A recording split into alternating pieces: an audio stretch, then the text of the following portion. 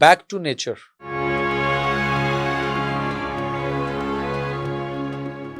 آج ہم بات کریں گے اس میں کہ یہ جو کینسر کے حوالے سے پوری دنیا میں اس وقت ایک جس کو ہم علاج سمجھ کے لگے ہوئے اور اندھا دھند لگے ہوئے اور اس کے اوپر ہم اربوں خربوں روپے کی ہر سال زکوٰۃ، چندے، فنڈز، کھالیں سب کچھ دے دیتے ہیں. سب سے پہلے دنیا میں سرجریاں شروع ہوئی تھیں کہ جہاں کینسر محسوس ہوتا تھا کاٹ دیا جاتا.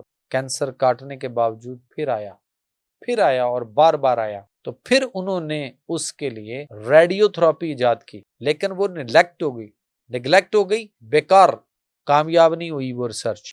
اس کے بعد پھر طریقہ بدلا، ایک نئی چیز کے ساتھ، ایک نئی سوچ کے ساتھ پھر آگے جناب ریڈیشن تھراپی.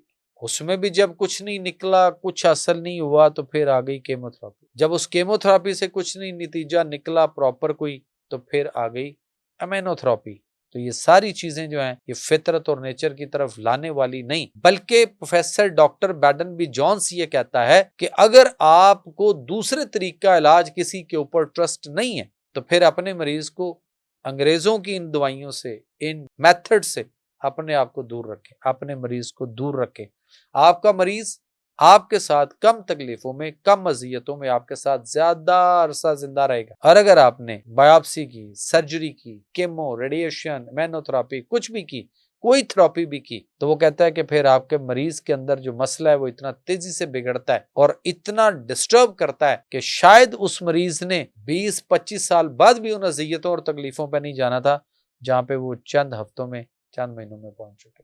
تو اس لیے بیک ٹو نیچر، فطرت کی طرف لوٹیے. یہ تو کنفرم بات ہے، ورنہ آپ دیکھ لیجئے جو بھی chemo, radiation, radio therapy, surgery اور ان چکروں میں پڑے ہوئے ہیں، ایک دن ضرور آتا ہے، جلدی آئے، دیر سے آئے، بہت دیر سے آئے، آتا ہے. پھر وہ کہتے ہیں ڈاکٹرز نے جواب دے دیا، وہ کہتے ہیں ہم گھر لے جائیں، اس کی ساری خواہشیں پوری کریں.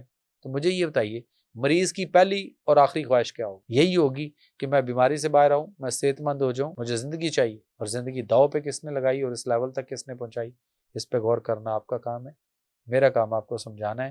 فطرت اور نیچر کی طرف لوٹیے. نزلہ زکام سے لے کے کینسر تک ہر بیماری کا علاج موجود ہے. اور اللہ کے نبی صلی اللہ علیہ وسلم نے فرمایا کوئی مرض لا علاج نہیں، ہر بیماری کی شفا اللہ نے نازل فرمائی. اور پھر ایک اور جگہ پہ فرمایا اس کالے دانے میں یعنی کلونجی میں بھی ماسوائے موت اور بڑھاپے کی ہر بیماری کی شفا ہے. تو پھر آپ نے سوچنا ہے، غور کرنا ہے، یار کرو تو صحیح کہ ایک طرف آپ کو یہود و نصارہ کا نظام اور وہ آپ کو یہ سکھا رہا ہے کہ اس کا علاج کوئی نہیں، ساری زندگی دوائیاں کھانی ہیں، اور ایک طرف اللہ کا نظام ہے جس میں اللہ نے فرمایا، اللہ کے نبی نے فرمایا. تو ابھی میں نے آپ کے سامنے وہ دونوں باتیں رکھی، تو آپ خود سوچئے کہ جو اللہ اور اس کے محبوب کی باتوں کی نفی کرتے ہیں اور یہ کہتے ہیں اس کا علاج ہی کوئی نہیں، اس کا علاج دریافت نہیں ہو سکا، تو ہم ان کے کہنے کے اوپر، غلط علاج کے اوپر لگے رہتے ہیں. جو علاج ہی نہیں، وہ بھی کہتے ہیں علاج اس کا کوئی نہیں ہے، تو پھر دوائیاں کیوں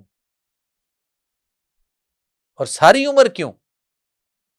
یہ سوالیہ نشان چھوڑتا ہوں، کمنٹس میں آپ نے اس کا جواب دینا ہے.